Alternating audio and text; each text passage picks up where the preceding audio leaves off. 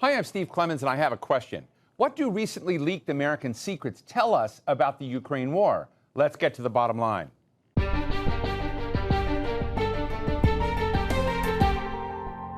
Even before hundreds of sensitive U.S. intelligence reports were leaked online, there were signs of small cracks in the unity between Washington and Kiev. The documents paint a bleak picture of a war that is nowhere near an end and is far more likely to end with negotiations than a decisive military victory for either side. The credibility of the leaked papers is suspect because so many have been altered by the time folks saw them as they dribbled into social media sites like Discord over the last few months. But they still highlight Ukraine's challenges in getting more troops and ammunition, not to mention wanting long-range weapons and F-16 fighter jets. And the papers show how central the United States is for the war in Ukraine to keep grinding on. So what effects will the Pentagon leaks have for the United States? And is America's vision for victory in Ukraine different than what the Ukrainians want? Today, we're talking with Matt Dimmick, former director for Russia and Eastern Europe in the U.S. National Security Council, and Kevin Barron, the executive editor of Defense One News website.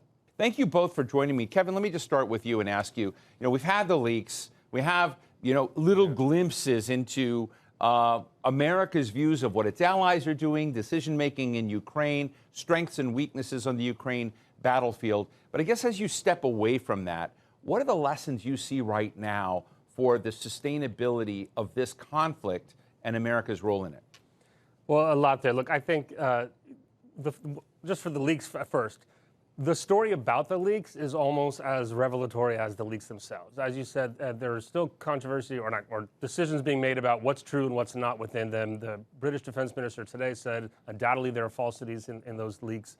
But really, it shows that the larger public, I think, isn't paying attention to the Ukraine war as much as maybe defense reporters like myself are, because a lot of what we saw, we already knew. We knew that the Americans believed that the Ukrainians have limited capability. We knew that they did not think the Ukrainians have the ability to fully win the war, meaning kick all the Russians out of every inch of Ukraine, yes, including Crimea, and that it wasn't going to happen anytime soon. It's a long slog. These are things defense officials have been saying for months, and they've been saying them publicly.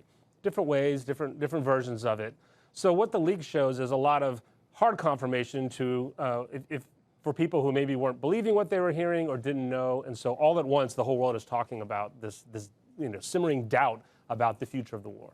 Matt, I know that you are no longer in the National Security Council, but you sort of know how the place operates, and I think what we're trying to get at today, not knowing war secrets, but really kind of being truthful, a little bit more honest about some of the cracks in perspective that are out there. And I'm particularly interested in an article by Julia Yoffe that recently ran in Puck called Biden's Private Ukraine Deadline, in addition to these documents, that show that there's some anxiety about this war grinding on and that there may be a gap between America's real position and desire and what Ukraine thinks it's going to do. But what are your insights in terms of managing expectations and relations around the sort of Europe and Russia file? Well, I think the Ukrainians certainly understand the picture on the ground just as well as our intelligence sees it. And I think the Ukrainians know that they are in for, one of the toughest fights that they could possibly have to try to go after the Russia problem, all the Russian troops that are inside their country. Those troops, as incapable as they seem to be of going on the offensive and actually taking more Ukrainian ground, there's still tens of thousands, hundreds of thousands of Russian soldiers that are going to have to be dug out of entrenched positions and blasted out of forward areas, and that's not an easy task. And I think what the United States is seeing as we do our intelligence assessments is that is a very difficult operational military problem. It's going to be very costly, and it's going to require immense amounts of materiel and ammunition. And I get the sense that we don't think that maybe the Ukrainians have all the equipment that they need and all the ammunition that they need to solve this very difficult and intractable operational problem. But isn't the deficit in the ammunition and supplies that they have and needed, isn't that a function of us? Isn't that a function of NATO allies? I mean, if they don't have what they need to fight this conflict, they're not domestically procuring this inside Ukraine right now. They've got to acquire it from those that are supplying and supporting it. So is the fault in that back in Washington and in Brussels or, among other capitals? I think it's a contributing factor. I mean, look, we've sent immense amounts of equipment, and it's been very helpful. Albeit, we've sent it, we've wrung our hands, and we've taken our time, and a lot of cases we've sent it after a long period of time, which probably wasn't necessary. But when it comes to piles of ammunition, I get the sense we've pushed as much as we can, as fast as we can, in the current environment, and there just are not unlimited supplies of this stuff to continue giving to the Ukrainians, and especially in some of these air defense systems and some of the lower density pieces of equipment that are super capable on the battlefield. There's only so many. There's discrete numbers, and when we're adding up all of the pieces and parts, it's going to be a close run thing for Ukraine to get all of what they need on hand and to be able to employ it in the months to come to effectively create some kind of Russian route that pushes them out of these territories. So it's everything is on the table right now for just a grinding slugfest for the rest of this year. Ukrainians may get some breakthroughs and push through, or it could grind down to just a bloody stalemate by the end of this year. Kevin, let me ask you point blank. You know the strategic class in Washington well, generals, admirals, currents, formers, all that. If we gave the Ukrainians F-16 fighters, if we gave them long-range missiles and other long-range weapons, is Ukraine going to go invade, attack inside Russia? I mean, that's one of our concerns, isn't it? It is, and to their credit, they haven't. Not with the equipment they've been given since then. I want to interrupt you. There's some concern that the blowing up the Nord Stream pipeline, some concern about assassinations inside Russia, various personalities, pro-war personalities inside Russia, may have been done at the hands of Ukrainian agents. And so if you're in that and you're already worried about beyond border military activity, are the Ukrainians, do they have clean hands? It's almost a ridiculous question to ask of the Ukrainians, because if you want them to push every Russian out of every inch, that means you don't just attack the Russian forces within Ukrainian territory. You attack where they're coming from. You attack the bases they're coming from, the air bases, the supply routes, which is all inside Russia. So it's inherent to the idea of military victory would require that. But all those other, sabotage, assassination, those are, credit, yes, that's Ukrainians, possibly, perhaps, or, reportedly doing things inside of Russia, but they're not doing things with American hardware and equipment. If you're sticking just with the idea of the Pentagon equipment. Every step along the way, like Matt was saying, there's been a call for increase the advanced capability of the weapons that the West has given the Ukrainians. There's been a delay, and then eventually it comes. It started, back with anti-tank javelins in the spring, and it's worked its way to HIMARS, and then the latest is ATACMS and then F-16s, right? And the answer from the Pentagon is always the same. We talk to the Ukrainians every day. We give them what we think they need to win right now, and we're giving the Ukrainians what they want. Well, those aren't always the same things, and we know it. We know it publicly because the Ukrainians are saying, we want these things specifically, and the Pentagon is making excuses. So just yesterday, the top policy official of the Pentagon, Colin Kahl, gave an interview with Foreign Policy magazine. He was asked the F-16 question, too. His answer, the Pentagon's answer, is if they decided today to give them, they wouldn't arrive for about a year and a half with an incapable force. And so the decision to give F-16s would not help the spring offensive, wouldn't help the summer, but it would tag a lot of resources that could be used for other things like ammunition now. So it's not a zero-sum game. It's not an endless pit of kit that the United States has to give, and it is getting shorter and shorter. But just last week, the Pentagon authorized a $250 million, $500 million payment to Aerojet Rocketdyne for rocket engines and rocket fuel. Just to one company. This is an enormous effort, and the Pentagon knows it. Matt, I mean, I want to ask you about F-16. If I were Vladimir Zelensky, I think I would want F-16s. I think they're, things the bomb use. But can you explain to me the logic behind why the Biden National Security Council does not want to give F-16s to Ukraine? Yeah, I think as Kevin brought up, the excuses are somewhat disingenuous. I think there's been just a constant hesitation on the part of the administration to give these pieces of equipment because they're worried about this, mysterious Russian escalation that could happen if these weapons are handed over to the Ukrainians. We should be long past any consideration of any particular weapon system being the trigger that causes Russia to escalate into something dangerous. They've had plenty of opportunities in the past, and they've proven incapable of making good on those promises. So honestly, there's really no excuse for the administration not to be giving the Ukrainians everything that they ask for and give it to them when they ask for it. Now, whether F-16s are the difference maker when it comes to the battlefield, it would certainly help them with air defense and controlling their airspace. So it's a useful tool and something that I think we're capable of doing without pulling from too many other places or short-circuiting our overall support. And it would be a helpful weapon system. It would also demonstrate a huge capability to the Russians and give them yet another thing that they have to worry about on the battlefield. Is this Russia's Afghanistan that will take generations to recover from? Is this a potential trap for the U.S. and Europe as well? Because I worry that as we're doing all of this, your friends that were over, handling Asia at the National Security Council are watching China largely rise and, seeing two of its potential, former competitors go at it while it has basically a free hand on a lot of other fronts. Are we being distracted into, an endless pit here of weapons and intrigue and costs on both sides? I really don't think so. From the Russians' perspective, this is Afghanistan on steroids. This is the worst geopolitical catastrophe that they've inflicted on themselves in recent memory, and it will take decades for them to recover and for them to regain any kind of position in the world or gain geopolitical strength.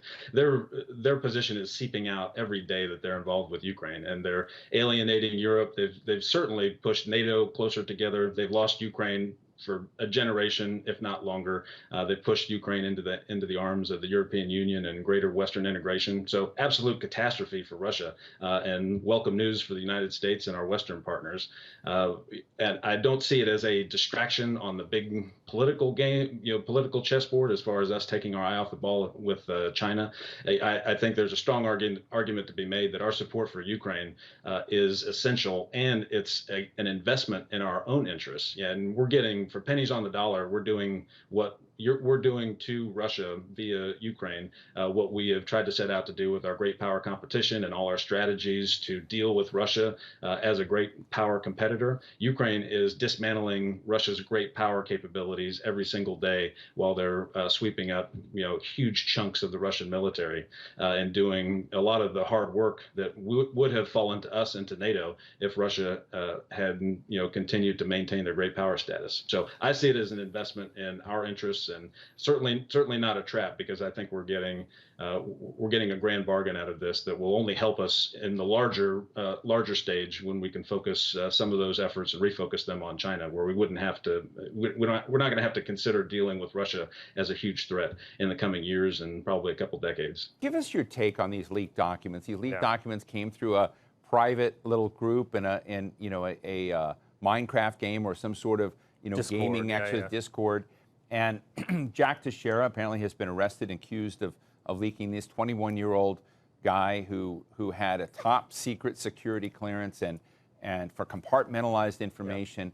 I'm interested in the incident, but I'm also interested in official secrecy in Washington and how our allies must be looking at this and whether we're in trouble with England, with France, with Australia, with Germany, with Ukrainians over the fact that a 21-year-old kid could be playing these games and putting top secret documents out. Tie your question to what we were just talking about. There are politics that led this to happen.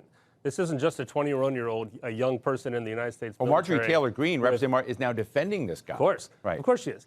He's not just a 21-year-old with access to top secret information. That's not unusual in the American system. In fact, our system was purposely built to lower the level of availability to classified information so that decisions can be made faster. This was a lesson of the wars in Iraq and Afghanistan. Let battlefield commanders and equivalent intelligence officers have that capability, whether you're just making briefing books for your general that you work for or you have another role.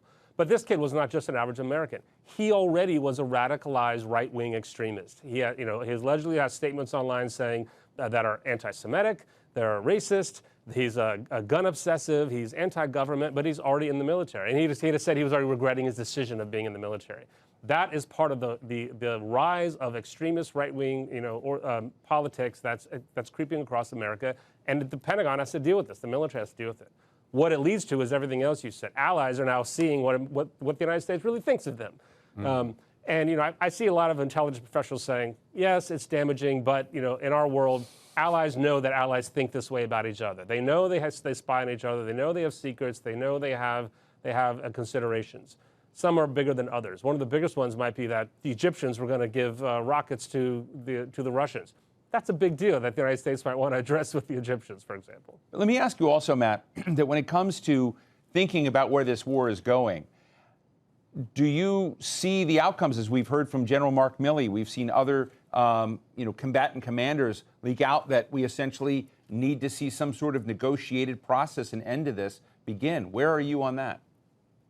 Well, it's too early for either side to come to the negotiating table because neither side has gotten to that stage where they can't continue on with the losses that they have. I think both sides are set. Russians are going to continue to trade bodies for time. The Ukrainians right now still have a force in being, and they're rapidly building up combat power for this upcoming counteroffensive. And I think we're just going to have to see. It's very contingent upon a lot of things happening, and we just don't know. How fragile is the Russian military? How hollow is that force?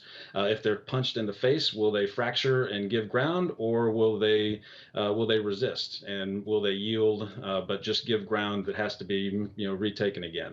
Those are all the questions that are going to be answered here in the coming months. And if the Russians bend but don't break, then we're in for yet another year of fighting, and we'll see if the Ukrainians can withstand that cost, both economically and the cost in blood.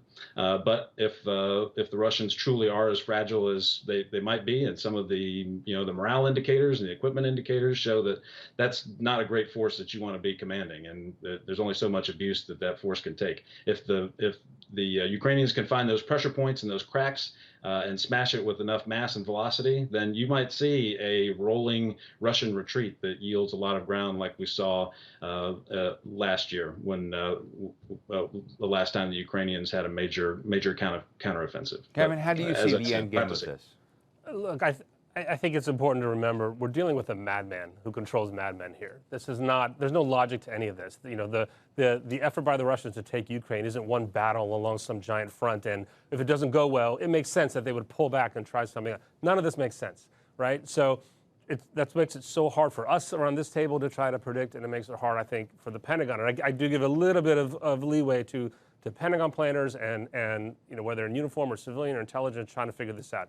It's easy for us to say, why don't they just give them F-16s? The escalatory worry is over, or it's proven that Russia's not going to do it.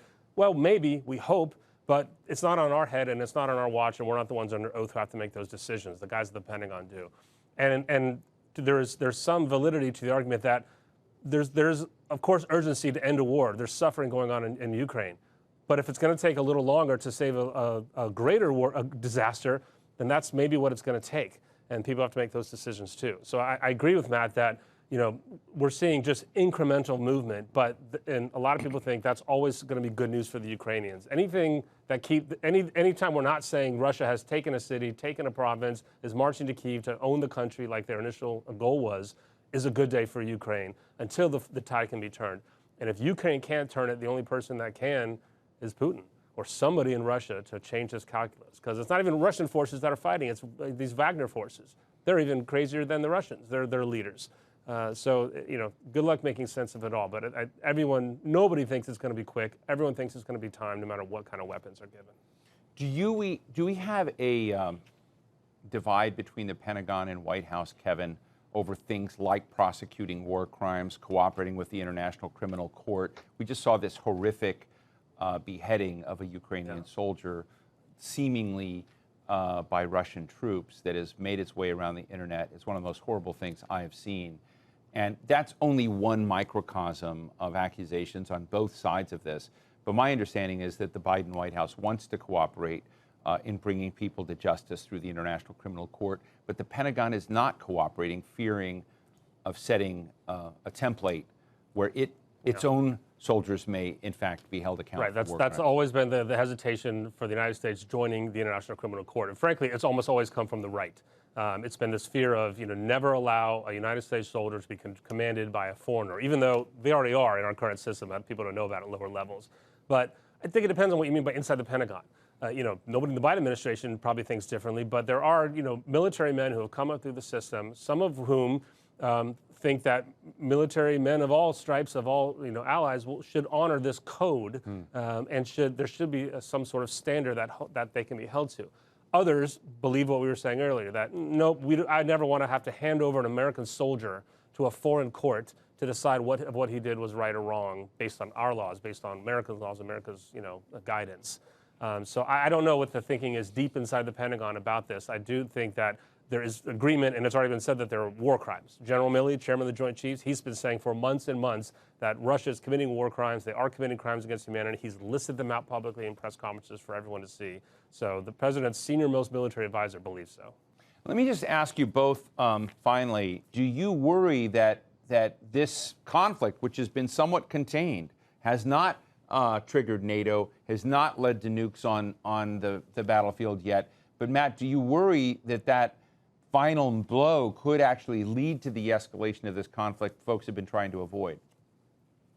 It's always in the back of everybody's mind. You've got one combatant that's got tactical nuclear weapons and potentially could employ those under certain circumstances, of which we're not totally sure what those triggers might be. So that is, of course, in the back of people's minds. And I think the Russians are going to suffer, horrendous casualties before this is all said and done. Ukrainians are going to suffer equal amounts of casualties proportionally. It's going to be very bloody. There's still a lot of fighting left in this conflict, and it's going to take a lot more sacrifice before either side is going to be willing to say that's enough. The costs are too high, and we need to seek some kind of resolution.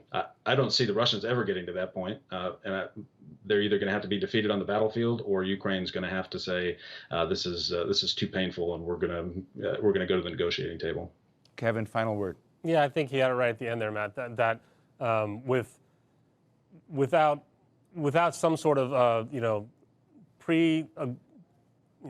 preconceived agreement within their countries to take a big loss, there's no end in sight. Meaning, number one is Crimea. So everyone assumes that, well, Ukraine will get to that point where they're done fighting and they know they're not going to take Crimea. They don't have the forces, they don't have the equipment, they don't have the kit. Russia's not giving it up. So that will be the entry point. And Russia will be happy to say, we've done enough. Or we've suffered enough, and we'll pull out, we'll take that. But it's more than Crimea. It really is the rest, all the country east of the Dnieper, which has a lot of strategic value, a lot of land to the sea that would require much more face saving. I don't see negotiation any time in sight, and no one in the Pentagon is saying that either. When they're asked directly, I think even Milley, who has said all wars need to get to a negotiation, and Ukraine doesn't have the forces to do this easy job of taking out hundreds of thousands of Russian troops and forces. Nobody's really putting it on the table yet. It'd be a shock to all of us if it started anytime soon. Well, former National Security Council Director Matt Dimmick and Defense One editor Kevin Barron, sobering conversation. Thanks so much for joining us today. Thanks, Steve. Thank you. So what's the bottom line? What needs to happen to get Russia and Ukraine to the negotiating table? The answer depends on how much tolerance there is for this war inside the United States, inside Europe, inside Russia, and also, yes, inside Ukraine. The longer the conflict goes, the harder it is for allies to manage the politics and the economics of supporting Ukraine. And that assumes that the war is done through proxies and not a direct conflict with either American or NATO allies' lives on the line. The future of the Ukraine conflict will probably not end nicely or neatly. Even if negotiations start, they could be disrupted by barbaric acts on the battlefield or the threat of nukes again. And then even after the war comes to some sort of end, the Russian people and the Ukrainian people have suffered hugely from their losses, and they're going to struggle to move forward and rebuild. There is just no fairy tale ending here. And that's, sadly, the reality and the bottom line.